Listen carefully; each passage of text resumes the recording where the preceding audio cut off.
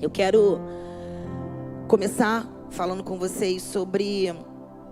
Eu dei uma palavra de manhã, quero voltar um pouquinho e o Senhor foi me conduzindo também para uma outra direção.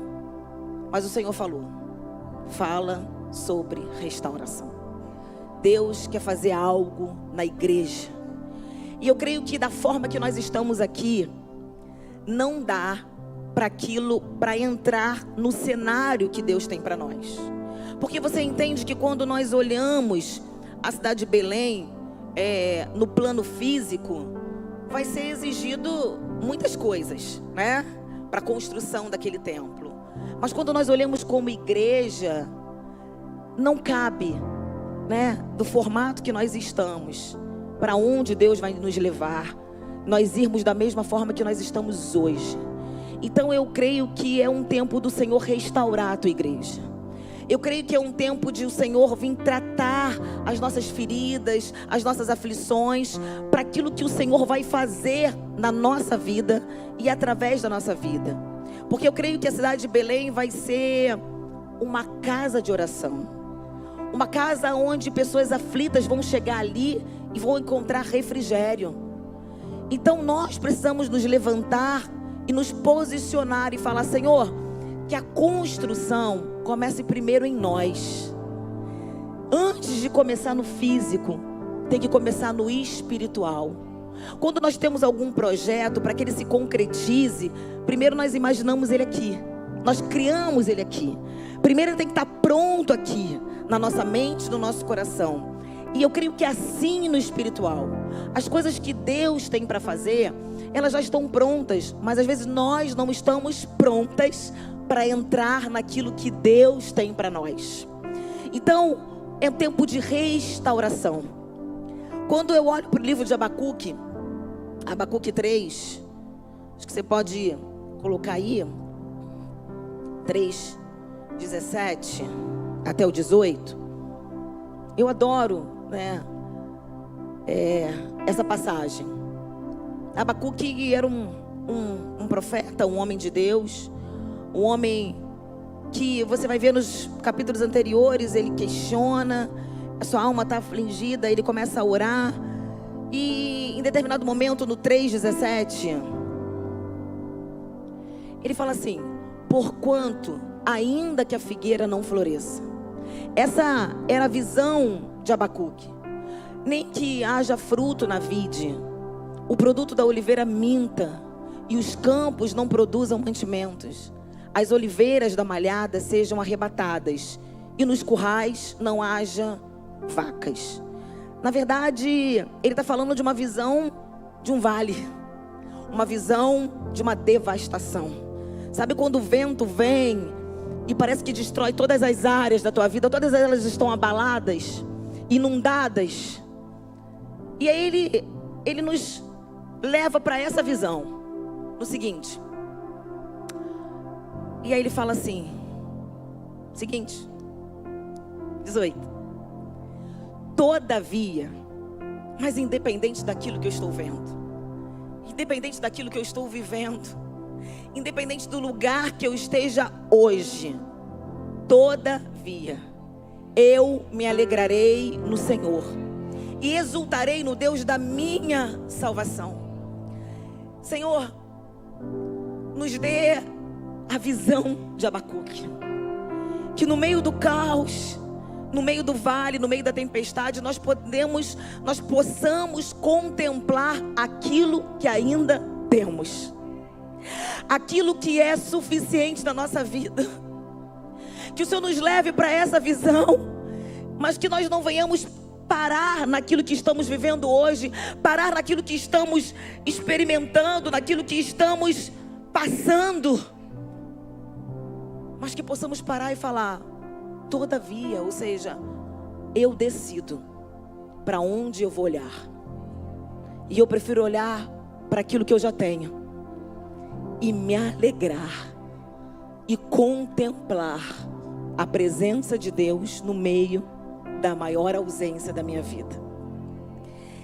E essa é uma visão muito linda, porque nós precisamos entender que andar com Deus é aprender a contemplar aquilo que é suficiente na sua vida. É aprender a contemplar aquilo que de verdade vai te trazer salvação. Porque pode ser que hoje os campos estejam devastados, mas quando você tem a presença de Deus, isso é apenas um estágio da sua vida. Isso é apenas um vale que você está passando, que eu costumo chamar de processo, para te preparar para uma nova visão, para contemplar novos pastos, novos campos, novos frutos, para você conseguir dar valor para o lugar que Ele vai te levar. Porque às vezes o problema não é aonde nós estamos, mas quem nós somos. Essa semana eu ouvi falando sobre Viktor Frankl, um psiquiatra que passou por 4 campos de concentração nazista, né? E ele se olhou no momento, ele falou assim, olhou para aqueles homens pele e osso, ele falou assim, realmente, eles têm controle sobre o meu corpo. Eles têm controle porque eu sou alimentado por eles e há escassez de comida. Eu sou submetido a um trabalho escravo. Então, de verdade, eles têm controle sobre o meu corpo. Mas a última coisa que eles vão ter controle é sobre a minha mente. Porque ninguém pode tocar a minha mente. Ela é livre. Então ele decidiu começar a imaginar. Ele, diante de uma grande plateia, dando uma palestra na sua área. Ele começou naquele campo devastado, sem animais, sem frutos. Ele começou a contemplar aquilo que ele poderia alcançar. Ele começava a pensar nos momentos de alegria com a sua família, nos momentos de alegria na sua vida profissional. Ele começou a imaginar, porque o homem é aquilo que ele imagina na sua alma. Ele começou a renovar a sua mente. Por isso que em Romanos a palavra de Deus nos ensina que nós precisamos renovar a nossa mente dia a dia, porque nós vamos nos deparar com campos devastados em muitas estações da nossa vida. Mas a decisão é: para onde eu olho? Para aquilo que eu estou vivendo hoje ou para aquilo que me traz esperança? Aonde eu decido dar ouvidos? Para as vozes que tentam me paralisar ou para a voz que aponta o meu destino? Então aquele psiquiatra decidiu todos os dias fazer esse exercício. E ele conseguiu passar por 4 campos de concentração. E hoje aí tem livros dele, depois vocês vão na internet pesquisar. Mas quando eu ouvi isso eu achei muito interessante, porque se nós não renovarmos a nossa mente como a Bíblia diz, nós nunca vamos viver a boa, agradável e a perfeita vontade de Deus. Porque tendemos a achar que aquele cenário que estamos vivendo hoje é tudo que vai definir a nossa vida. Mas é interessante que quando a gente olha para João na ilha de Patmos, ele foi abandonado lá para morrer. Mas ali ele recebeu as maiores revelações. Ele recebeu as revelações do final dos tempos, dos últimos dias. Porque mesmo que ele estivesse num cenário de morte, os céus estavam abertos. Mesmo que ele estivesse num lugar esperando a morte, os céus estavam abertos e trouxe para ele a revelação, a palavra de Deus. E aí você olha João escrevendo, tendo uma revelação de Deus num cenário totalmente improvável. E aí você olha o povo quando estava cativo na Babilônia, que eles estavam sem esperança, que eles estavam totalmente devastados, com medo, inseguros, e se esqueceram de Deus. Eles se esqueceram da palavra que Deus havia dado, porque aquele era o povo de Deus. E por mais que você esteja vivendo dias difíceis, eu também vivo como você, mas o que me traz esperança é que há uma palavra que me espera. Porque a palavra de Deus é como uma semente. Aonde você decide colocar é o que vai definir aquilo que você vai colher. Se você pega a sua semente e coloca dentro de uma terra cheia de espinhos, ela vai ser abafada pelos espinhos. Se você coloca numa terra cheia de pedras, o sol vai vir e vai queimar. Mas quando você decide pegar a palavra de Deus e guardar no teu coração, ela vai semear. E ela não vai ser fruto, não vai dar fruto só para a tua vida, mas para a vida daqueles que estão ao seu lado, daqueles que cercam você. Então eu quero falar hoje sobre o poder de uma semente. O poder da palavra de Deus. Que muita gente, eu quero falar que o povo de Deus tem sido roubado das bênçãos de Deus. Porque está mais focado naquilo que está vivendo hoje do que de verdade da palavra que Deus tem para você. E quando você vai para... E aí você vê João recebendo as maiores revelações e o povo de Deus no cativeiro desistindo, achando que aquilo dali era o seu fim, achando que estavam vivendo o último estágio da sua vida. Aonde está a diferença? Deus esqueceu deles? Não. Deus não esquece de ninguém. Mas Deus permite que venhamos a passar por certos vales para que Ele venha trabalhar em nós, na nossa estrutura. Ezequiel foi um profeta de Deus, um homem que profetizou no cativeiro babilônico. Você vê outros profetas como Daniel, como Jeremias. Daniel também profetizou foi um profeta de Deus dentro do cativeiro babilônico.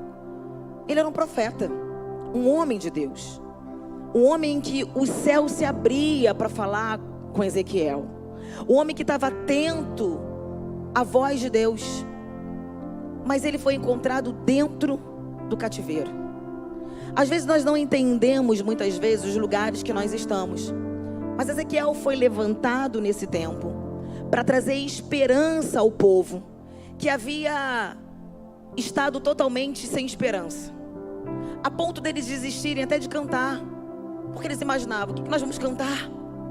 O nosso coração está aflito, está angustiado, o nosso coração está sem esperança.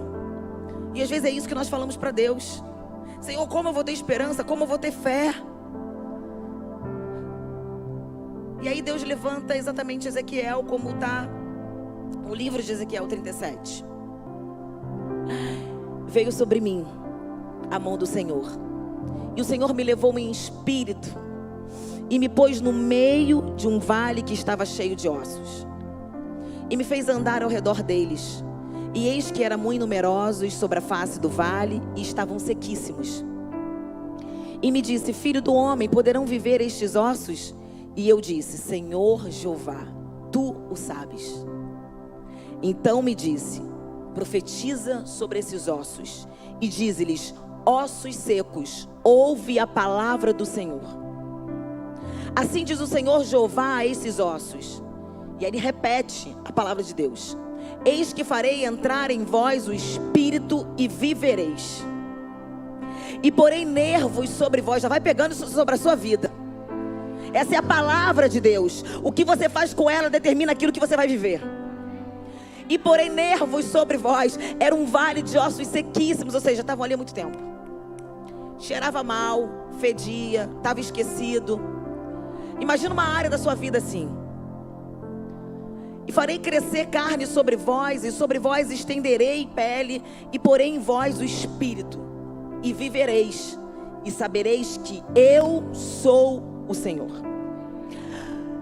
Ezequiel estava sendo levado em espírito pela própria mão de Deus. Os céus se abrem, traz uma revelação para ele em espírito. Ele tem uma visão.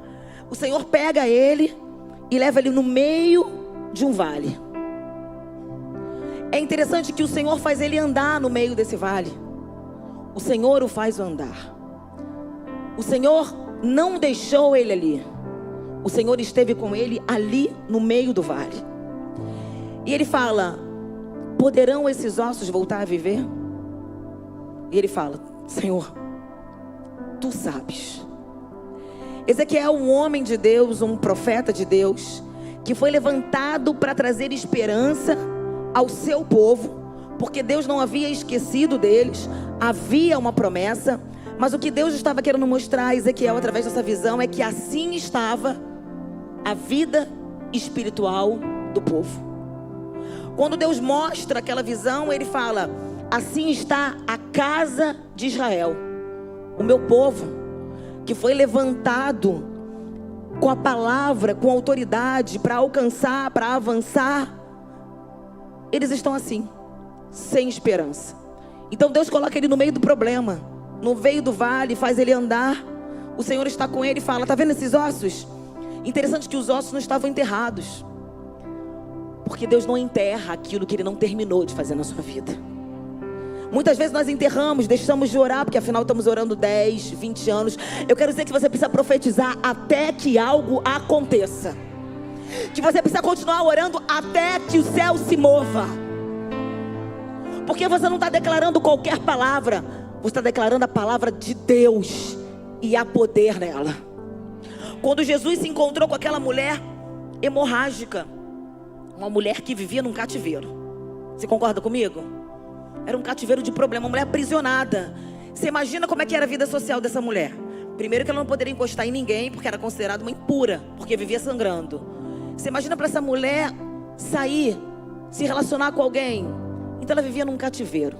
Não só um cativeiro físico, né, pelo um problema de saúde, mas imagina as emoções, o que isso trazia de insegurança para ela, como que ficava a tua mente, a tua alma.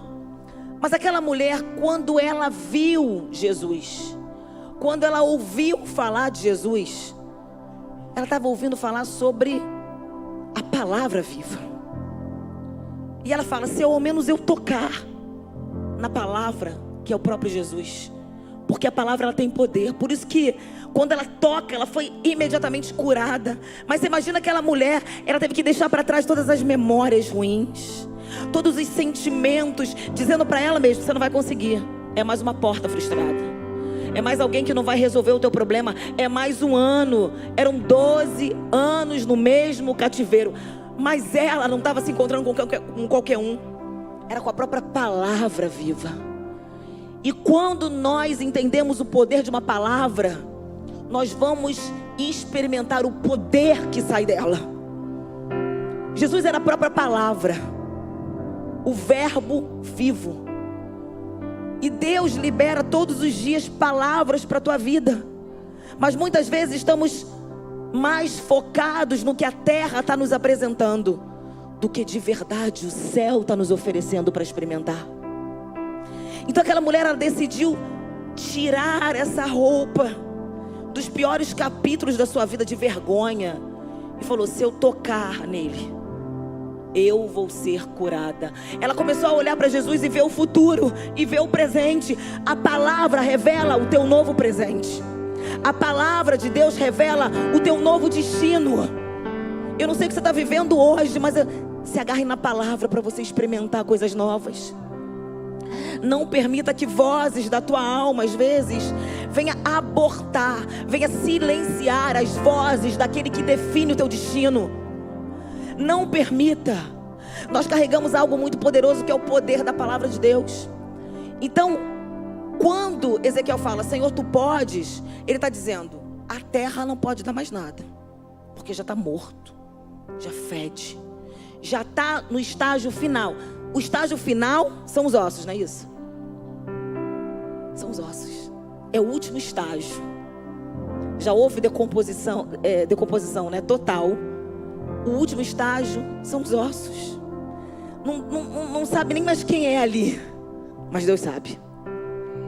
Pode ser que as pessoas estejam olhando para a tua vida e é apenas um borrão. Não tem nada definido, nada dá certo. Relacionamento, nada dá certo. É um borrão, é osso. Osso significa assim, não sei nem quem é, nem tão pouco se tem projeto na vida desse homem, mas Deus sabe. E quando ele olhou o osso e falou: Senhor, tu sabes, porque quando Deus olha o osso, ele fala: ainda tem vida ali, ainda tem esperança, ainda tem vida ali. É só osso, fede, ainda tem propósito. Porque quando a minha palavra se encontra com aquilo que a terra diz que é o fim, é o sobrenatural. Por isso que a palavra de Deus, ela vai encontrar você no meio da tua enfermidade. O Senhor vai curar. Levanta a tua mão, o Senhor está curando depressão, eu creio. É o poder da palavra de Deus. Não diz respeito a mim, meu Deus, quem sou eu? Mas é a palavra de Deus que se encontrou na minha vida. Que a minha vida, quando se encontrou com o poder da palavra de Deus, eu vi a ressurreição. Eu vi. Quando os médicos diziam, olha, o cérebro do seu filho, as áreas nobres já estão totalmente tomadas ali. Eu falei, Senhor, corri para o banheiro, deixei a médica falando sozinha, Senhor, a última palavra é o céu que vai me dar. Não é a terra. Deixa ela falando sozinha, fui embora para o banheiro. Senhor, eu não me agarro naquilo que ela está dizendo, porque eu sei que tem uma palavra nova para mim. Tem uma palavra de vida e não de morte. Porque ninguém aborta a promessa que Deus faz. Ninguém. Deus permite alguns vales para que você experimente Ele. Porque não adianta, eu estava pensando, às vezes a gente fala assim, eu tenho um Deus no meu coração. É igual você ter uma roupa nova com etiqueta. E você fala assim, eu tenho aquela roupa, mas nunca experimentou, nunca usou. Nunca teve uma experiência. Ela só está lá. É isso. Quando queremos ter Deus apenas no nosso coração, é colocar Ele no lugar que a gente necessita naquele momento. Deus não tem que estar no seu coração, não. Deus tem que ser o seu estilo de vida. Deus tem que ser a roupa que você veste todos os dias. Deus tem que ser a sua maior escolha. Deus tem que ser todo você. É negar a si mesmo e viver a vida que Cristo tem para você. Isso vai exigir renúncia. Vai exigir renúncia. Vai. Mas é tão bom renunciar àquilo que só ocupa lugar na bagagem. Porque você não sabe. Porque nem olhos viram, nem ouvidos ouviram aquilo que Deus tem preparado para aqueles que o amam. Senhor, tu sabes, ou seja, tu podes. Porque há poder em ti para mudar. Há poder nos céus, debaixo da terra, nos mares. O Senhor governa tudo e todos. Então tu sabes o que você pode fazer no meio do teu povo. E ele fala, Ezequiel, então profetiza. Começa a declarar a minha palavra. O Senhor não pediu para Ezequiel tocar. Não pediu para Ezequiel fazer nada. Só deu uma ordem. Declara a minha palavra. Porque aonde a palavra de Deus entra, começa a trazer ordem. Começa a receber isso na tua vida.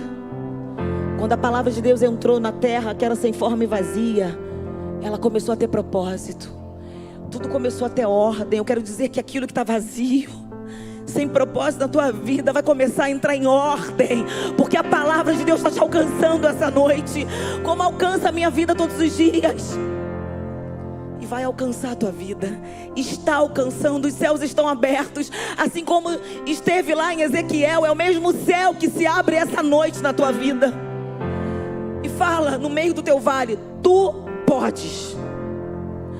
Mas os médicos disseram que não tem jeito. Disseram isso também para mim. Na minha casa, quando meu pai praticamente morreu no meu colo, eu contei isso de manhã. Quando ele deu o último suspiro e uma vizinha nossa cardiologista chegou e viu que não tinha mais batimento, que ele já estava roxo, ela falou, não tem mais o que fazer, Márcia. Vou chamar uma ambulância do lugar que eu trabalho. A gente já tinha chamado outra ambulância, não chegava. E eu lembrei da palavra. Eu era nova na fé. Eu era nova na igreja, eu não sabia nem muito a Bíblia. Mas o Senhor me fez lembrar da tua palavra. E eu me lembro que eu levantei e eu comecei a declarar a palavra de Deus. E eu comecei a falar. E eu comecei a declarar salmos. Senhor, tu estás comigo. Senhor, que ele volte a viver, que ele volte a viver. Eu me agarrei na palavra. Eu não falei para ela, mas será que pode fazer alguma coisa? Não. Eu levantei com uma autoridade que Deus me deu. naquela hora, não sei nem como, que eu nem conhecia a Bíblia, mas Ele quis que eu experimentasse o poder da palavra. E Ele me fez lembrar, que o Senhor te faça lembrar essa noite os planos que Ele tem para a tua vida. Que o Senhor te faça lembrar essa noite que você gerou filhos não para esse mundo, mas para o Senhor. Que o Senhor te faça lembrar essa noite que nada dos planos dele podem ser frustrados na sua vida. Aquele que começou a boa obra é fiel para terminar. Pastora, mas eu quero fazer uma faculdade, eu não tenho recursos. Meu amor, o céu envia. Ele usa alguém, Ele usa quem for, mas ninguém pode impedir o agir de Deus na sua vida. Às vezes o maior obstáculo é a falta de dinheiro. Mas o que é o dinheiro para Deus? Se Ele pode tirar de um e colocar para outro. A gente está num grande desafio. E eu sei que meu marido é louco, ele já falou. Eu vou gastar tudo que eu tenho. Que ele é impulsivo, né? Ele é o... Jesus está voltando. A gente tem um grande desafio. Mas não se trata... Por que a gente tem um grande desafio? Porque a gente sabe que há uma batalha no mundo espiritual. Porque ali vai ser uma casa de recuperação, de restauração. Nós temos um grande desafio no mundo físico, que são os recursos. Mas quando Deus aponta, Ele paga a conta. E Ele começa a gerar no coração de pessoas do outro lado do mundo. Porque ninguém para aquilo que Ele vai começar a construir nessa Barra da Tijuca. Porque Recreio, Taquara, Anil, todas as redondezas vão ser impactadas, não por uma grande construção humana, mas porque Deus vai reconstruir vidas naquele lugar. Porque Deus vai tirar o viciado da Cracolândia. Ele vai tirar o homem da pornografia. Eu creio no poder de Deus, eu creio que o Deus que curou o coxo, a samaritana, Deus que curou a hemorrágica é o mesmo Deus que está aqui. Eu creio no poder de Deus. E ninguém me convence que Ele não vai fazer o sobrenatural naquele lugar, porque Ele vai. Nós só precisamos ser como Ezequiel nessa geração. No meio do vale ainda olha para o céu e se move com a voz de Deus. Ele não parou, Senhor, mas peraí, eu estou no vale. Não. Leva para o meu povo uma palavra de esperança, porque eles estão desanimados, eles estão achando que é o fim, mas não é. Porque hoje, espiritualmente, eles estão assim. E por isso eles estão desanimados. Porque o seu espírito está longe de mim. E aí a sua alma fica doente. Os seus pensamentos ficam totalmente voltados para aquilo que Deus não tem para você. O que eles estavam vivendo na Babilônia era reflexo da vida espiritual deles. Por isso que Deus quer começar a fazer dentro de você. Por isso que quando uma árvore cresce, ela vai crescer primeiro para baixo. Porque se ela não buscar alimento, ela não vai se sustentar. Se ela não buscar água, nutrientes, ela não vai conseguir crescer. Então, ele começa a profetizar. E enquanto ele profetizava, eu quero dizer que enquanto você profetiza, o céu começa a agir a seu favor. Enquanto ele profetizava, começou a vir um grande ruído. Porque quando Deus quer arrumar a casa, no primeiro momento você vai achar que é uma bagunça. Mas é só Deus colocando as coisas em ordem. É só Deus colocando as coisas em ordem. É só Deus arrumando. E vem um grande ruído. Mas pastora, está tudo fora do lugar. Não, está fora do lugar para você. Mas é Deus arrumando do jeito dele. E osso começou a se encontrar com o seu osso. Teve ordem. Não teve bagunça. Não adianta ter barulho sem ter propósito. Não adianta vir aqui falar em línguas, sabe? Receber o Espírito Santo, mas não ter vida com Deus lá fora. As pessoas não verem Deus na sua vida. Começou a vir osso com osso, que fala de estrutura. Veio músculo, que fala de sustentação. O Senhor estava querendo trazer um novo fundamento, uma nova estrutura para Israel, para o teu povo. Estava querendo trabalhar de dentro para fora. Deus tinha muitas promessas, mas do que adianta Deus derramar algo em você se você não vai suportar, porque o vaso está rachado. Vai perder. Já viu às vezes a gente falar, eu quero casar, mas não quer nem cozinhar pro marido. Não quer nem ser uma mulher sábia.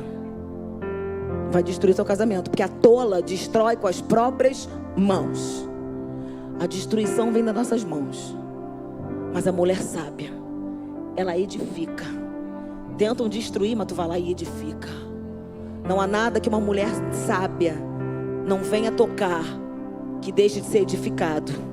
Porque o poder de destruir e de edificar está nas nossas mãos.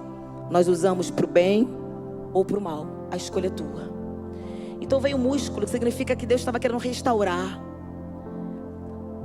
Restaurar é colocar as coisas como deveriam ser no lugar certo. E ele profetizava, É interessante que aqui era um cativeiro babilônico, eles estavam passando, eles estavam no exílio. E ele começa a levantar aquele esqueleto, que não era mais um esqueleto, já era um exército. Mas de nada adianta você construir algo se o Senhor não está no fundamento. Então, por último, ele começa a soprar e começa a vir um vento soprando dos 4 cantos de todos os lugares e começa a encher. É o ruá de Deus, é o Espírito de Deus que veio e transformou aquilo que era nada num grande exército. Não transformou em muitos homens, não. Transformou em algo poderoso. Eu quero dizer que o que vai sair daí é algo tão poderoso, é algo tão grande, que o Senhor vai te usar com ousadia, com autoridade, para que outras pessoas possam experimentar aquilo que Deus está começando a fazer na sua vida. Quando a gente olha para Ageu, ele foi um profeta de Deus pós-exílio babilônico, e o povo também estava desanimado. Eles saíram do exílio, alguns saíram do exílio e começaram a querer reconstruir as suas casas. Eles estavam muito voltados a reconstruir as suas casas, mas Deus não queria isso. Você vê que todas as vezes Deus levanta um homem para trazer esperança, para consertar a rota do povo através de uma palavra. Eu quero dizer que Deus não desiste de você. E eu quero me levantar como uma profeta de Deus nessa noite sobre a tua vida. Deus está arrumando a tua rota, está te organizando, está te reorganizando, está colocando ordem na tua casa espiritual primeiro. E ele falou assim: eu tenho uma palavra para o povo, Ageu. Eles estão desanimados, voltados para suas próprias casas, mas é necessário que reconstrua o templo. Só que eles olharam para o primeiro templo de Salomão, um templo luxuoso, com muito ouro. Eles olhavam aquilo dali como parâmetro e falavam: nossa, nós não temos recursos. Como é que nós vamos construir o templo? Reconstruir o templo? Porque o parâmetro era o primeiro templo de Salomão rico. Só que Deus já havia dado uma ordem: reconstrua no meio do caos. Reconstruir quando a gente tem memória de dor é muito difícil. Eles olhavam para aquilo que eles não tinham nada. E eles não queriam reconstruir, porque eles estavam sem esperança. E mais uma vez Deus levanta um homem, Ageu, para falar: o que vocês têm já é suficiente, que é a minha presença. E Deus manda o recado, fala assim: diz que a glória da segunda casa. Oh Senhor, eu não sei o que você viveu até aqui, eu não sei o que foi perdido, o que foi roubado, o que está no chão, está como ruína, mas Ele manda dizer: a glória da segunda casa será maior do que a primeira. Não fique atento à luxúria do primeiro templo, o luxo do primeiro templo, na verdade. Mas eu quero dizer que vai cair uma glória, vai descer uma glória sobre o segundo templo, que vocês não viram ainda.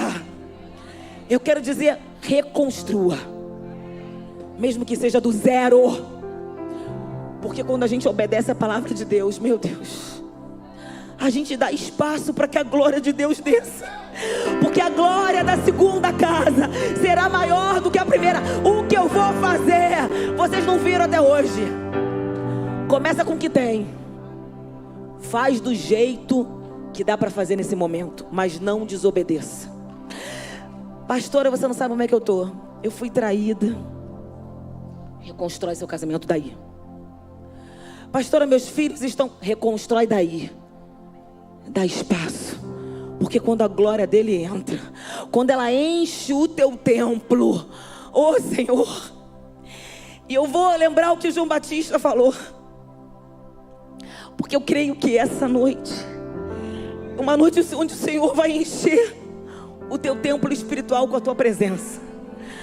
Porque aquele exército só se tornou o exército, a casa de Israel, quando o Ruá de Deus encontrou a sua estrutura de pé.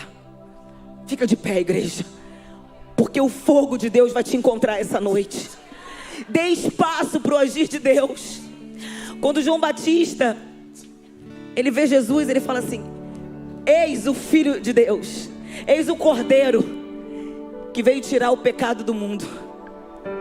Eis o Cordeiro de Deus. E tem um momento que ele fala assim: eu vos batizo com água, mas vem um que batiza com o Espírito Santo e com fogo. É o fogo, é com fogo. É aquilo que só Ele pode fazer. Só o céu pode liberar na vida desse exército. É o fogo da presença. É o fogo da presença. Senhor, nós estamos aqui. Nós queremos, Senhor, que esse templo espiritual seja cheio da Tua presença. Toca, Senhor, nesse vale de ossos secos. Nós só precisamos de uma palavra, Senhor, para que tudo volte a ter propósito, Senhor. Nós queremos sair daqui cheios da Tua presença. Cheios, queremos mais, Senhor.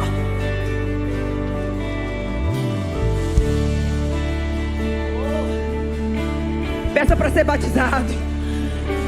Se você não é batizado ainda em línguas, essa noite o Senhor vai te batizar. Começa a pedir: Senhor, libera dons sobre a minha vida. Encha, Senhor, enche esse templo com a Tua glória, com a Tua presença.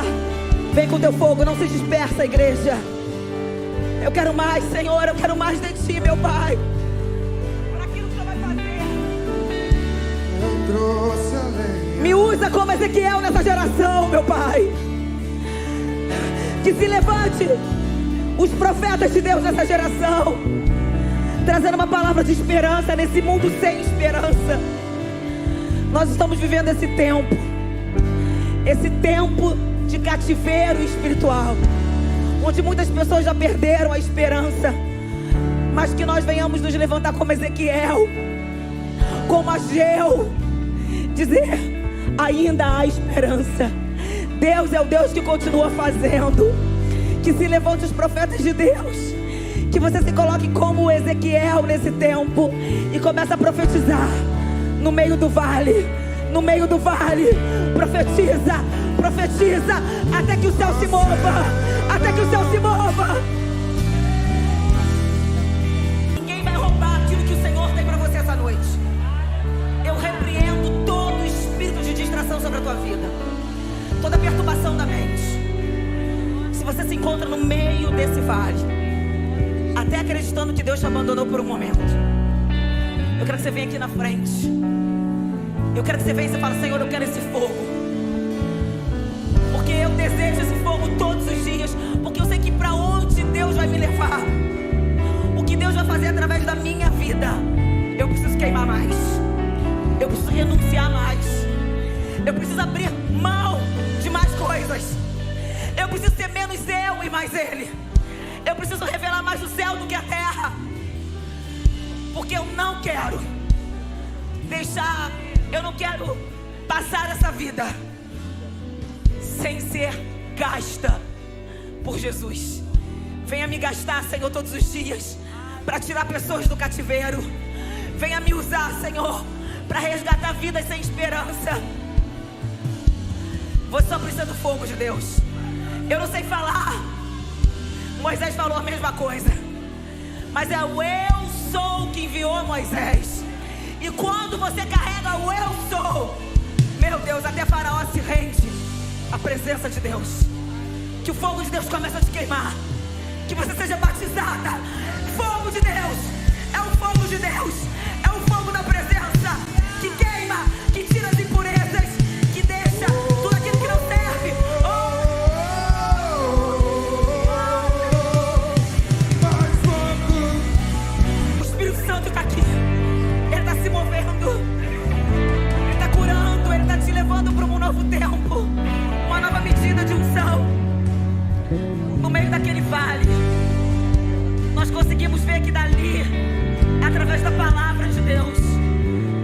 gerado um grande avivamento.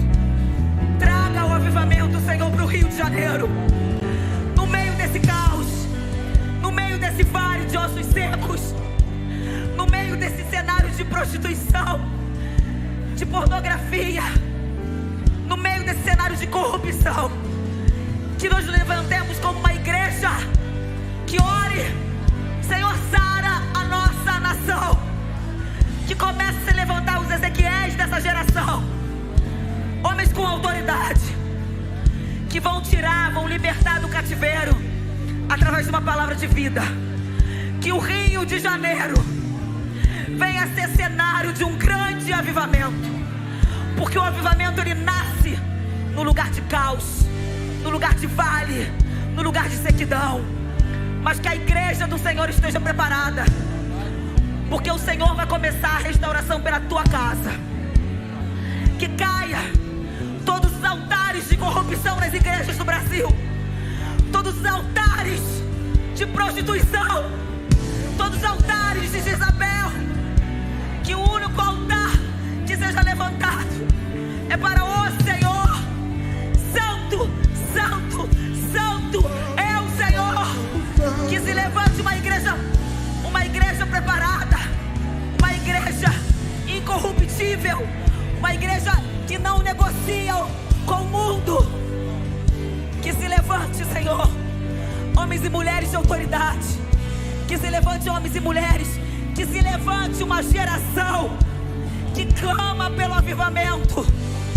Jovens, comece a orar pelo avivamento, porque eu creio que vai começar a queimar em vocês. Eu creio nisso. É onde o inferno tem mais atacado, são os jovens e os adolescentes. Mas eu creio que todo decreto de destruição está sendo encerrado, porque vão se levantar os libertadores como Moisés nessa geração. Os libertadores, homens cheios da presença. Aviva-nos, aviva-nos, aviva-nos, Senhor. Aviva-nos, aviva-nos, aviva-nos, Senhor. Ele veio, e quando Ele vem, não há um vale que não venha ser transformado num exército. Eu toco na geração que vai ser apaixonada por Jesus, que não vai negociar com os valores mundanos. Uma geração que vai se gastar, que vai queimar por Jesus. O Senhor está visitando, o Senhor está trazendo cura. Receba a cura. Está te levando para um outro nível. O Senhor não abriu mão daquele exército de ossos secos, porque ali estavam profetas, pastores, missionários, evangelistas. Por isso que Deus não vai abrir mão dessa geração, que muitos tentam transformar e até enxergam como um vale de ossos secos, uma geração perdida. Não, há uma geração que está ouvindo a palavra do Senhor e está se levantando no meio de um vale, como profeta, como missionário, como evangelista, como um exército poderoso do Deus vivo. Que o Senhor venha nos encher, nos avivar, porque Ele prometeu que derramaria do Teu Espírito sobre toda a carne. E eu não abro mão de ser cheia da Tua presença. Obrigada, Senhor, por tudo isso que Tu está fazendo. Que você seja um caçador da presença de Deus. Uma vez eu li um livro, eu já li ele várias vezes, até emprestei aí para alguém. Caçadores da presença de Deus. E eu falei, Senhor, eu quero ir atrás da Tua presença todos os dias. Eu comecei a devorar aquele livro, eu lia sempre voltava, não conseguia terminar, porque eu voltava. Que você se levante como um caçador da presença. Um caçador não para até encontrar. Mas Deus, quanto mais a gente encontra, mais a gente sabe que Ele tem mais. Mais Ele se revela. Então que você seja um caçador eterno da presença de Deus, até que Ele volte. Em nome de Jesus. Senhor, aviva o Teu povo, aviva a Tua igreja, porque aqueles que não te carregam, que não estiverem carregando a palavra, não resistirá a esse tempo. Não vão conseguir suportar. E nós declaramos que a nossa esperança está em Ti.